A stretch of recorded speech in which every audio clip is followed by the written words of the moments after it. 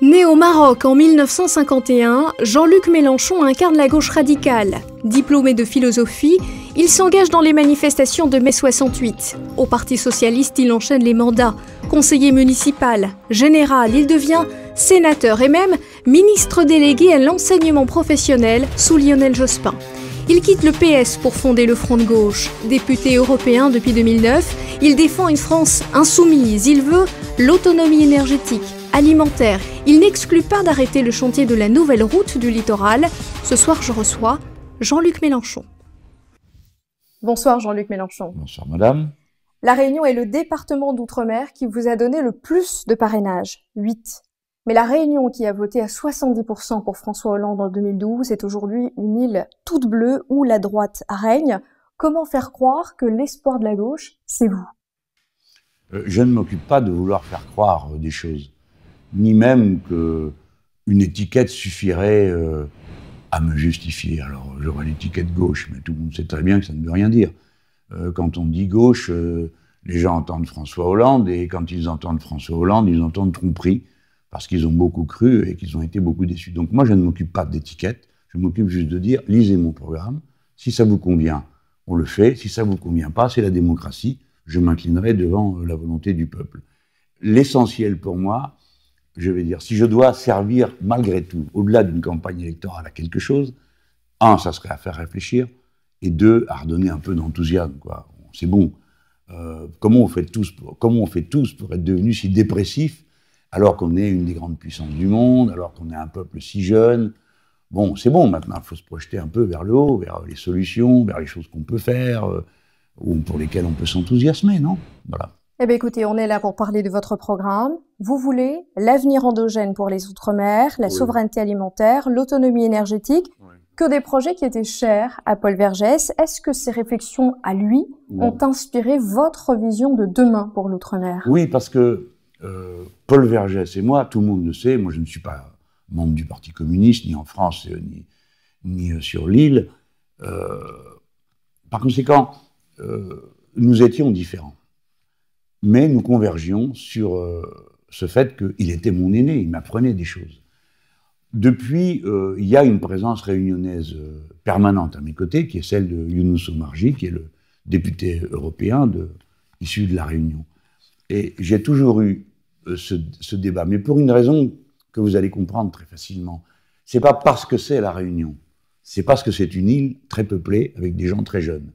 Et donc, tous les défis du monde se concentrent sur ce type de situation. Et si on n'est pas capable d'y répondre, alors on ne sait répondre à rien. Et j'ai souvent dit, si la Corrèze se mettait à réfléchir comme la Réunion, elle irait mieux. Parce qu'elle réaliserait ce que c'est une situation insulaire, avec tous les problèmes que l'humanité a à régler depuis le premier jour, si vous voulez. Bon, alors, l'autonomie alimentaire. On va l'évoquer. Il y a deux visions du monde, quand même, que je termine très rapidement, qui se présentent face à la Réunion. Ou bien la Réunion, ou les Antilles, ou les îles françaises, ou que ce soit. Ou bien on considère, c'est le marché mondial, blablabla, bla, bla, bla, et puis chaque île est un hub. Alors comme on est la France et qu'on est branché sur l'Europe, alors arrivent des flots de marchandises, on les fait transiter par les îles et on les déverse sur le continent voisin. Alors nous, les Français, comme on est au port des 5 continents, tout irait bien pour nous. Ça, je ne suis pas d'accord avec ça. Je pense que chaque entité humaine doit tendre vers l'autosuffisance, la relocalisation. On ne peut pas y arriver, on le sait bien. On va faire 100% d'autonomie alimentaire, 100%. Non, mais tendre vers ça, c'est changer la façon d'organiser l'économie et la société. C'est pour ça que je le propose comme un objectif. En tout cas, la Réunion espère, elle attend, les promesses ne lui suffisent plus, elle veut du concret, elle veut de l'engagement, et c'est le message que nous sommes venus porter ici, à Paris, jusque devant vous. Les Réunionnais nous l'ont dit, ils nous l'ont écrit, nous avons rassemblé 40 de leurs propositions dans le manifeste que vous avez eu en main. On va les évoquer, elles seront la trame de fond de notre discussion, et je vous proposerai à la fin de notre entretien de signer un engagement, ou plus, en faveur des Réunionnais. Pour démarrer, je vous impose l'exercice. Est-ce que vous avez 3 mots qui vous viennent à l'esprit quand vous pensez à la Réunion? 3 mots celui de camarade de galère, Younous Omarjee, parce que c'est lui le Réunionnais avec qui j'ai un échange 1 fois par mois quand même. Ouais. Ensuite, l'idée que si je suis élu, il y a un pacte possible avec la Réunion, parce que c'est la pointe avancée de l'idéal français universaliste au port de l'Afrique. Donc on aura une occasion incroyable de nous adresser à tout le monde, puis on a une population jeune et formée. Donc je vais dire, c'est une chance. Puis la troisième, bon, je vais vous paraître... je suis sensible à la beauté, madame, et l'île dégage une espèce d'harmonie spontanée que vous autres, à La Réunion, vous ne sentez plus parce que vous êtes dessus, et vous êtes trop dessus. Mais moi qui n'y suis allé que dans diverses occasions, j'ai toujours ressenti ça en arrivant par chez vous. Alors ça fait un peu plus que 3 mots, Younous Omarjee, le pacte, la beauté, la chance, finalement c'est une carte postale et un peu plus, c'est ce que vous le dites. Non mais vous êtes cruel de dire une carte postale, je pourrais dire c'est moche, c'est nul et les gens font rien. Et plus, et le potentiel que vous voulez valoriser. Il faut proposer aux gens. Non, arrêtez avec ça. Il ne suffit pas de dire quel rôle on va donner aux gens, comment on les reconnaît. Bien sûr, le regard de l'autre doit être différent. Mais le regard de l'autre, il change quand celui qui est acteur change. Et donc, la première solution de la Réunion, c'est les Réunionnais eux-mêmes. Et ça, c'est quelque chose qui est très important. Les dominants arrivent toujours à imposer aux dominés l'idée qu'ils ne sont pas capables d'initiative. Or, vous êtes presque 1 million. La jeunesse de la population fait qu'on est à peu près certain qu'on va doubler de population au cours des 30 ou 35 prochaines années. Bon sang, c'est un événement gigantesque qui se dessine là. Imaginez-vous, vous le savez mieux que moi, vous en êtes. Il n'y avait personne au départ, il y a 3 siècles de ça. Donc, on a un potentiel gigantesque. Et maintenant, ce potentiel, il n'aura jamais de sens si les gens ne s'en saisissent pas eux-mêmes. Moi, il me faudrait sortir de la Réunion plusieurs centaines d'ingénieurs, de cadres, de techniciens, de gens de haut niveau, non seulement pour faire vivre la Réunion en autonomie, parce qu'il faut bien qu'elle ait pour but l'autonomie, mais aussi pour aider les autres autour, puisque nous, les Français, nous avons la chance d'avoir un système éducatif de haut niveau et ainsi de suite. Vous voyez ? Donc je plaide pour que les Réunionnais fassent eux-mêmes la révolution citoyenne, qu'ils ne disent pas « qu'est-ce que papa Mélenchon va faire pour moi ».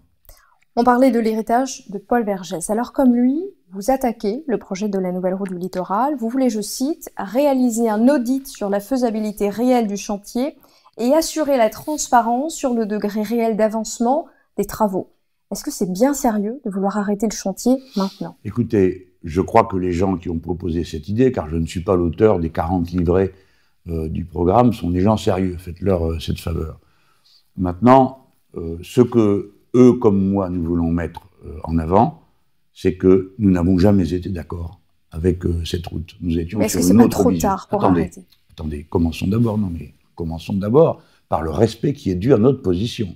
Sinon, c'est trop facile. On gâche tout, on salit tout, on fait n'importe quoi, et après on dit « Ah ben c'est trop tard, on n'y peut plus rien, vous n'avez rien à dire. » Ben si, j'ai à dire. J'étais contre, je suis encore contre, et beaucoup dans cette île étaient contre cette route. Maintenant, elle est commencée, je le sais. Des millions ont été engagés. Je sais que c'est difficile d'arrêter un tel chantier, et qu'au point où il est, ça tournerait plus au gâchis qu'à autre chose. Mais permettez qu'on entende, et jusqu'au bout, notre protestation. D'autant que, je voudrais le rappeler, aux petits malins qui ont inventé tout ça, et qui ont mis par terre le plan qu'avait imaginé Paul Vergès auparavant. Les subventions de l'Europe ne sont pas uniquement destinées à cette route. Elles sont destinées aux routes plus aux autres installations. Car, je le dis aux Réunionnais, bien sûr tout le monde aime sa liberté, se mettre au volant, aller et venir, etc. Mais pour l'avenir, dans une île aussi petite, et nombreux comme on va être, il faut surtout qu'on soigne les installations de transport public. Le tram, le tram-train, toutes ces manières de se déplacer qui évitent de mettre des voitures sur la route. Sinon, après, ça sert de dire qu'on est écologiste. Mon engagement est le suivant. Très clairement. Nous ferons de la Réunion, parce qu'on peut à la Réunion, parce qu'il y a le nombre de gens pour ça, et parce qu'il y a la ressource intellectuelle. Nous allons prendre des objectifs dont on va discuter et qu'on va planifier. Pour la Réunion, autonomie alimentaire. Je sais très bien qu'on ne peut pas y arriver complètement. Mais on doit changer les pratiques, on doit changer les modes de consommation, on doit changer les cultures, parce que sinon on est enfermé dans une impasse. Il faut revenir à la Réunion, il faut qu'il y ait un développement de l'agriculture vivrière. Pour ça, il faut que les gens puissent en vivre. Et pour qu'ils puissent en vivre, il faut des décisions publiques du genre, toute la restauration collective dans toutes les cantines, qui doit être gratuite, doit être faite sur du bio, donc sur la production vivrière locale. Je prends juste cet exemple pour illustrer mon idée, pour que vous compreniez bien qu'un engagement de cette nature, ça me coûte à rien à moi de le prendre, c'est à vous qui allez le faire. De même pour l'autonomie énergétique. Il faut que la Réunion soit une île autonome. Et elle le peut. Si elle ne le pouvait pas, on pourrait discuter, on pourrait me dire, écoutez, monsieur Mélenchon, vous exagérez, vous nous demandez de faire ce que vous n'êtes pas capable de faire en métropole. Mais justement, en métropole aussi, je demande qu'on prenne modèle sur ce type de plan. Peut-être m'avez-vous entendu le dire, mais j'ai déjà développé dans des réunions dans les départements français, de dire, faites comme à la Réunion, donnez-vous pour objectif l'autonomie énergétique. Donc, il faut que vous retrouviez une fierté d'être vous-même, parce que bon sang, c'est extraordinaire. Moi, si je n'étais pas ici, j'irais chez vous. Vous voulez protéger les productions locales, vous voulez un bouclier douanier qui s'appuie sur l'impact écologique et vous voulez aussi un octroi de mer réformé et sécurisé qui préserve les productions locales. C'est déjà l'orientation politique donnée par la région à l'octroi de mer aujourd'hui. Est-ce que là, il n'y a pas juste de la surenchère de programme, M. Mélenchon? Bon, on peut toujours penser que nous sommes stupides et malveillants et que donc dès que quelqu'un dit quelque chose, on dit le contraire. Mais on essaye aussi de s'intéresser au bien commun. Moi, je ne m'interdis pas de penser que des gens qui ne sont pas de mon bord et même qui me combattent disent aussi des fois des choses intelligentes. Bon, mais allons au fond. La région chez vous est dirigée par des gens qui sont partisans du système des traités européens. Les traités européens prévoient non seulement le libre-échange mondial, mais interdit l'harmonisation sociale et fiscale. Donc, c'est à moi de leur poser la question. Comment faites-vous pour proposer un octroi de mer différencié quand en même temps vous votez le contraire au Parlement européen et à la Commission? Pour le coup, donc, il y a déjà des taux différenciés. Ma position est celle de la cohérence. Je suis pour un protectionnisme solidaire, non seulement pour la Réunion, mais aussi pour toute l'Europe et, si ce n'est pas possible, pour la France. Comprenez bien que si vous laissez le système actuel continuer, depuis janvier 2017, il y a l'ouverture du marché du sucre. Et bien vous arrivez ce qui est arrivé au marché du lait. C'est-à-dire qu'à un moment, vous avez des cours très hauts, tout va bien, tout le monde se marre, et puis après, vous avez le cours s'effondre, et tout le monde est pauvre et ruiné. Donc, si vous n'aurez un organisme entièrement ouvert, c'est un organisme mort. La vie, c'est une dialectique entre la clôture et l'ouverture.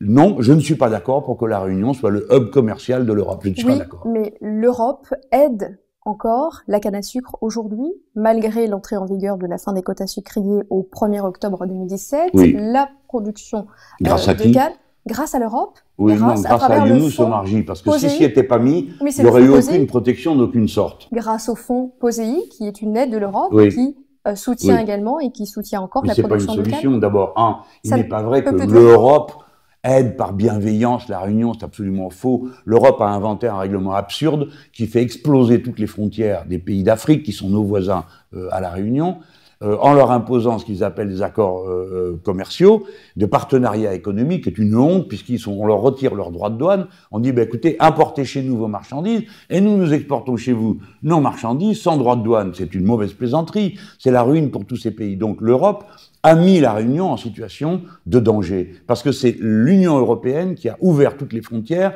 et prôné le libre-échange. Eh bien, le libre-échange généralisé, c'est la mort pour la Réunion. Par conséquent, si on ne sort pas les traités, des traités européens, vous mourrez. Voilà ce que j'ai à vous dire. Une autre problématique qui revient de façon récurrente dans notre manifeste, c'est le logement. Se loger, c'est important pour les Réunionnais et il y a un dispositif qui soutient la construction de logements, c'est la défiscalisation.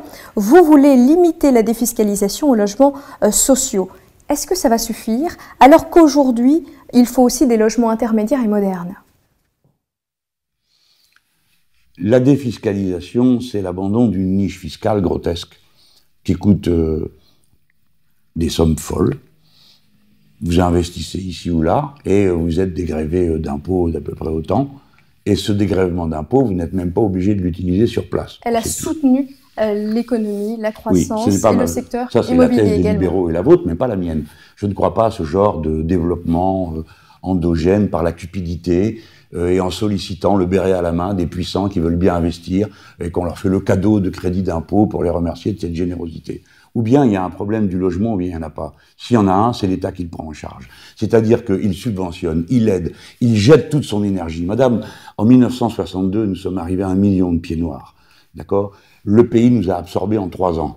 Parce qu'il a été capable de construire des dizaines de milliers de logements pour nos familles. Eh bien, si on le décide, au lieu de saupoudrer sur la tête des riches de l'argent en attendant qu'ils veuillent bien investir, et si on investit massivement dans le logement, alors à ce moment-là, on réglera le problème du logement parce que les Français savent le faire. Attendez, j'ai pas fini. Un logement qui doit maintenant avoir des caractéristiques. Parce qu'on sait faire du logement qui soit écologiquement plus tenable. Mais oui, des bâtiments éco-positifs, toutes ces choses. Pour ça, vous voyez bien que c'est le débouché pour les jeunes gens que nous formons sur place. Parce qu'à La Réunion, on forme des gens de haut niveau. Et puis ceux qu'on n'arrive pas à former là, on les forme en métropole et rentre au pays. On va aborder la surrémunération. C'est ce que vous annoncez également dans votre programme pour l'Outre-mer. Vous voulez titulariser l'ensemble des fonctionnaires territoriaux. Ils représentent 56% des agents dans les collectivités territoriales. Quand d'autres candidats disent non, est-ce que vous leur annoncez ce soir qu'après des années d'attente, ils vont enfin pouvoir être titularisés? Moi, je crois que l'État et les collectivités locales se déshonorent en utilisant sans fin des gens sur des contrats précaires. Les gens ont le droit d'y voir clair dans leur vie. À partir du moment où ils voient clair, toute leur vie est changée, y compris leur mode de consommation et leur rapport les uns avec les autres. Donc oui, j'ai dit que nous titulariserions tous les contrats précaires de la fonction publique, territoriale et d'État. Je l'ai dit, ça vaut pour la métropole, ça vaut pour la Réunion. Et vous allez maintenir donc la surrémunération outre-mer, oui? C'est ce que vous nous avez dit? Ça, je crois que c'est un sujet qui est compliqué, parce que la surrémunération, elle a des effets pervers que tout le monde voit. Celle d'autoriser le renchérissement de tout, en disant, après tout, ils peuvent payer. Celle de créer deux catégories de citoyens, ceux qui sont payés d'une manière et ceux qui sont payés d'une autre. Et en même temps, la vie est réellement chère. Donc les gens qui ont une surrémunération en sont contents et ne comprendraient pas qu'on la leur retire. Si bien que c'est l'ensemble du dispositif qu'il faut mettre à plat pour voir comment nous pouvons vivre tous. Et la principale inflexion, si vous permettez que je change l'ordre du regard, c'est de savoir pourquoi la vie est si chère. Donc, c'est la question de l'octroi de mer différencié, c'est la question des coefficients multiplicateurs que l'on autorise à la grande surface et à la grande distribution, qui sont excessifs. Et enfin, c'est la nature des marchandises qu'on transfère et les raisons pour lesquelles on n'est pas capable de les produire localement. Si bien que j'appelle sans cesse les gens à ne pas penser les problèmes un par un, détaillés. Alors on prend, est-ce que vous allez mettre 4 marches pour monter au 3e étage ou 5 marches? Il faut avoir une vision d'ensemble, globale. L'économie est en tout. Et on n'arrive à trouver aucune réponse intellectuellement satisfaisante quand on rabougrit les problèmes. La question de la vie chère est le point de départ. C'est pas la surrémunération. Pourquoi la vie est-elle chère? Parce qu'on ne produit pas localement ce dont on a besoin. Parce qu'il y a des coefficients multiplicateurs. Parce qu'il y a des abus de toutes sortes qui s'appellent la profitation aux Antilles. Et tout le monde le sait. Et par conséquent, c'est tout ce mécanisme de renchérissement qu'il faut étouffer pour faire pousser à la place que nous on appelle le développement endogène. Mais ceux qui parlent de développement endogène en imaginant qu'on continue avec la méthode d'avant n'arriveront naturellement à rien et ils le savent. Comment est-ce qu'on combat juste les coefficients multiplicateurs que vous mentionnez? On les change. Vous savez, si vous mettez une limite au prix d'une chose, c'est une décision par décret. Vous savez, sous le général de Gaulle, c'était pas un communiste soviétique, de Gaulle, les prix étaient contrôlés tous, sans exception, hein, enfin l'essentiel. Donc nous, on pourrait agir d'une façon différente suivant la nature des marchandises qui circulent. C'est pourquoi je dis il faut que pour les marchandises de première nécessité, c'est là qu'il faut un contrôle des prix, parce que les gens ne peuvent pas faire autrement que de les consommer. Après, pour celles qui ne le sont pas, les choses pourraient être différentes. Mais pour ma part, je propose des coefficients multiplicateurs, mais pas pour la Réunion, pour toute la France. Parce que sur le territoire de la métropole, l'absence de tels coefficients, de telles limites aux coefficients multiplicateurs aboutit à une pression sur les agriculteurs, notamment, puisqu'on peut parler d'agriculture, une pression telle sur eux qu'ils sont mis en situation économique terrifiante et incités à des cultures productivistes absurdes qui nuisent pour finir à la santé des consommateurs. Donc c'est certain, vous lancerez une étude pour contrôler les prix outre-mer. Oui, ça c'est clairement, c'est une des premières choses à faire. Si on veut changer la vie des gens, j'annonce à ceux qui sont très puissants et qui se sont engraissés dans l'import-export, la fête est finie. Vous voulez un plan 100% énergie renouvelable, oui. Vous voulez le plan d'autonomie énergétique, vous l'avez évoqué tout à l'heure. C'était là aussi un grand projet de Paul Vergès. Comment on fait, à quel horizon et avec quels moyens? Alors, je ne saurais pas répondre à la place des Réunionnais pour la Réunion. À mon avis, ça ne doit pas être si difficile que ça, puisque la majorité politique qui entourait Paul a été capable de le faire. Bon, et le premier qui m'a parlé d'un plan d'autonomie énergétique dans la vie, c'est lui, bon, pour un département. Donc je me dis, c'est pas si compliqué que ça. Par contre, pour l'ensemble, hein, on va dire, de tous les Français partout où ils sont, clairement, on a à peu près un horizon, c'est 2050, parce qu'il faut sortir du nucléaire et sortir des énergies carbonées. Bon, nous savons bien que les Outre-mer sont ultra dépendants des énergies carbonées, gasoil, essence, et ainsi de suite. Par conséquent, vous voyez quelle importance il y a à se donner les moyens de l'autonomie. Écoutez les gens, je vais vous dire quelque chose, je ne veux pas faire peur, mais le changement climatique va poser quelques problèmes aussi au transport maritime. Donc c'est pas une bonne chose de reposer uniquement sur le fait qu'on pense que ça va tout le temps circuler facilement. Bon, alors, 2050, c'est l'horizon pour toute la France. Alors après, département par département, clairement, à La Réunion, ça peut aller plus vite. Éric, 30 ans de Saint-Paul, il nous dit « La création des usines de recyclage est nécessaire sur l'île pour éviter les enfouissements de déchets. » Vous aussi, vous voulez renforcer le tri et installer un traitement écologique des déchets, lequel? Oui. Alors, ce sont des installations importantes. Vous n'avez pas le choix. Alors, non, on n'a pas le choix. Non, mais la question est réglée.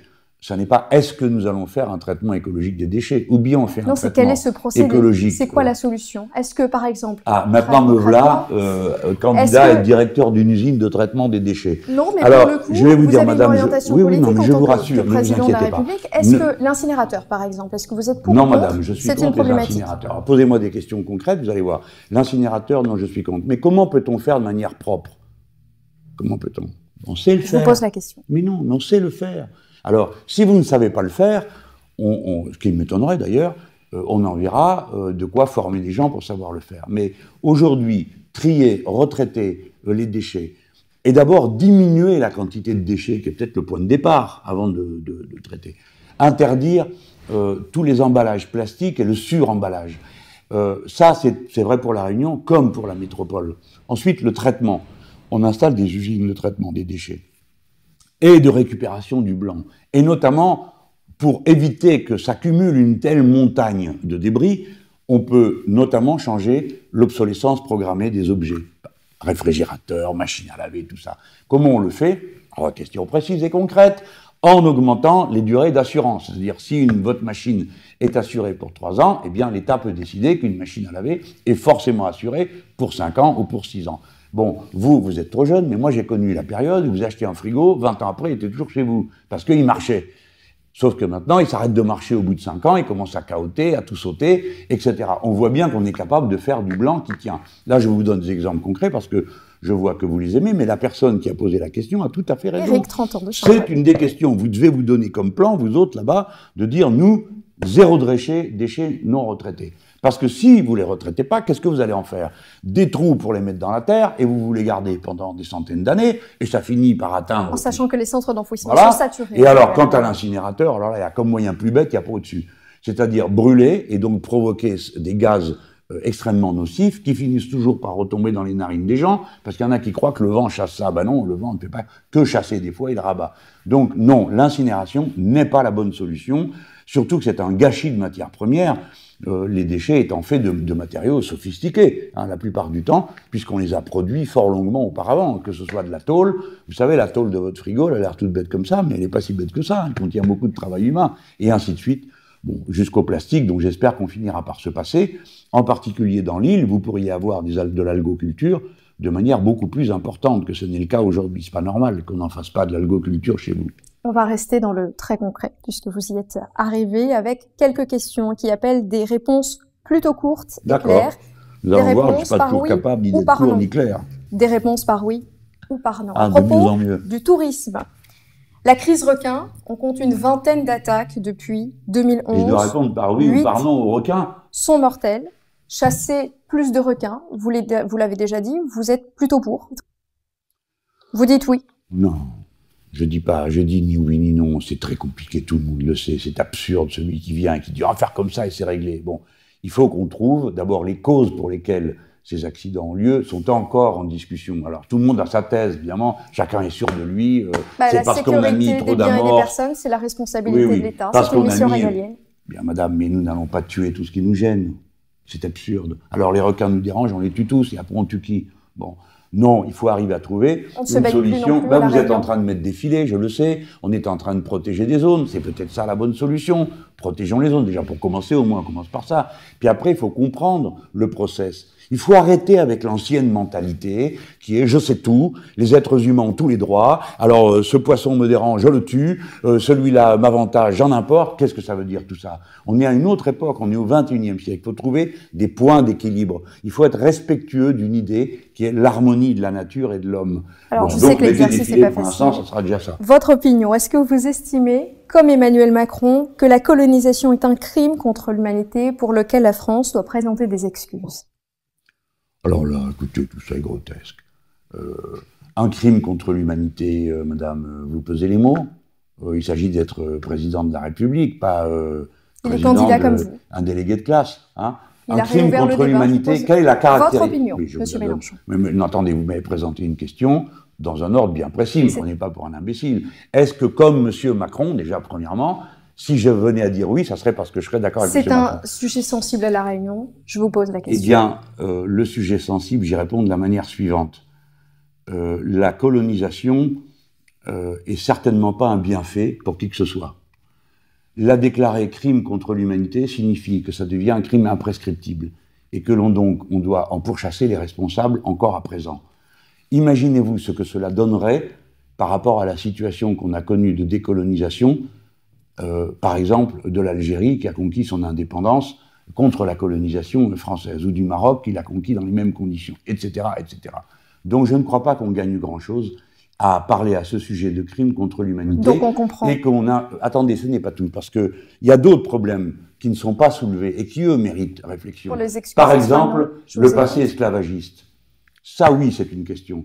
Comment la France règle-t-elle et enseigne-t-elle à ses enfants quelle abomination a été l'esclavagisme? Et quelles en sont les conséquences encore aujourd'hui? Et pourquoi, si la canne est si importante dans l'agriculture de la Réunion, ce n'est pas parce que les Réunionnais auraient une affection particulière pour cette plante, mais parce que dans le cadre de ce qui était le pétrole de l'époque, c'est-à-dire le sucre, le roi de France a décidé qu'on esclavagiserait des gens pour y installer la canne à la Réunion. Alors, et qu'une fois qu'on a libéré les gens de l'esclavage, on a été chercher d'autres gens aux Indes pour qu'ils remplacent les esclaves dans des conditions qui étaient proches de celles de l'esclavage. Ça, oui, c'est des sujets qui conduisent à penser, et pas qu'est-ce que c'est que cette histoire d'excuses. Moi, madame, je ne suis coupable de rien. Juste pour bien comprendre, comment est-ce que vous définissez alors la colonisation? Mais c'est un fait historique, la colonisation. C'est la domination d'une population sur une autre et qui prélève les richesses de cette autre population en la servissant et en prenant ces richesses de vive force. Mais qui mériterait peut-être, je vous pose la question, d'être mieux enseigné peut-être dans les manuels scolaires? Bien sûr. Et il est important que les jeunes Français comprennent ce passé d'exploitation, de sauvagerie, de violence qui a déferlé sur le monde. Mais madame, il y a des choses que vous n'obtiendrez jamais de moi. Jamais. Moi, madame, je n'ai esclavagisé personne, je n'ai opprimé personne, je ne vous présente donc aucune excuse. Parce que si quelqu'un m'en doit, c'est à moi, qui suis le fils de pauvres, qui ont dû quitter leur pays, à qui on a promis d'aller vivre bien mieux dans des pays qu'on occupait, et on ne savait pas qu'on occupait de vive force. Les miens qui ont quitté l'Andalousie étaient pauvres, ils sont partis sur une mule, on leur a dit d'aller en Algérie pour y faire fortune, eux ils sont morts pauvres. Moi, je ne vous dois aucune excuse. Que les puissants s'excusent auprès des humbles, oui, mais que nous tous, nous soyons affectés à une horreur pareille, non. Nous n'avons esclavagisé personne. Et l'autre jour, savez-vous que je suis le seul homme politique de ce pays, le jour de la date anniversaire de l'abolition de l'esclavage, la première, celle de la grande révolution de 89, moi, j'étais dans le seul village de France qui a écrit une lettre au roi pour dire qu'il faut arrêter l'esclavage, Champagny en Haute-Saône. Je vous dis tout ça parce que personne d'autre que moi ne demande plus qu'on éduque, mais pas qu'on fausse le débat. Tous les Français ne sont pas coupables. Sont coupables les puissants, les exploiteurs, les dominants, et c'est toujours les mêmes. Et encore aujourd'hui, c'est les mêmes. Pas d'excuses, mais une meilleure reconnaissance de cette page de l'histoire. On enchaîne. Pas des excuses, des motifs de lutte. Vous connaissez les Réunionnais, ils ont aussi besoin de savoir si vous les connaissez, Monsieur Mélenchon. Je vais vous poser encore quelques questions. Est-ce que vous avez en tête le nombre d'habitants à La Réunion? Pardon? Est-ce que vous avez en tête le nombre d'habitants à La 900, Réunion? Vous êtes entre 900 000 et 1 million. Alors un peu moins, on est entre 840, 850 000 habitants selon le Je dernier vous voyais arriver à 900 recensement 000 déjà. de l'INSEE. Allez, une toute dernière question. La Réunion compte l'un des volcans les plus actifs au Oui. monde. Savez-vous comment il s'appelle?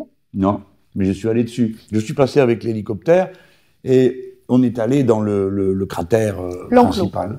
Et c'était très impressionnant. Donc je l'ai vu, mais C'est je le ne sais pas piton le de la nommer. Fournaise. Le piton. Voilà. Très bien. Oui, mais ça, c'est pas le nom. Ah si, c'est son Ah bon, nom. pardon, C'est le piton de la Fournaise. Excusez-moi, je le savais, mais je ne savais pas que c'était son nom. Je vais on va au Piton. Bon, très bien, allons au Piton. Donc je me voilà en hélicoptère sur le Piton. Mais à l'époque, j'étais ministre. Alors je ne sais pas si tout le monde peut faire des balades en hélicoptère au-dessus du Piton. Peut-être que oui. Ça dépend des conditions Il météorologiques. doit y avoir C'est des une activités attraction touristiques touristique, pour très y clairement. aller. Moi, j'étais dans un hélicoptère comme une bulle de verre. Je dois dire honnêtement que j'ai eu peur. On va arriver au terme de cette discussion. Merci de nous avoir réservé du temps. Vous n'allez pas repartir les mains vides. Comme je vous l'ai annoncé au début de cette Il est très bien discussion, fait, je vais vous renvoyer à la dernière page. Alors, vous allez le faire puisque vous l'avez en main. Je vais vous donner le stylo et vous allez pouvoir signer un engagement que vous prenez pour la Réunion parmi tout ce que vous nous avez évoqué. Allez, on va mettre des mesures parce que sinon vous alliez être fâchés. J'ai mis autre chose. Alors on va mettre ça. On va mettre les points essentiels qui réorganiseront tout. Je mets autonomie alimentaire, autonomie énergétique, planification écologique. Et c'est signé. Merci beaucoup de nous avoir accordé cet entretien. Merci à vous de nous avoir suivis ce soir. Très bonne continuation. À bientôt.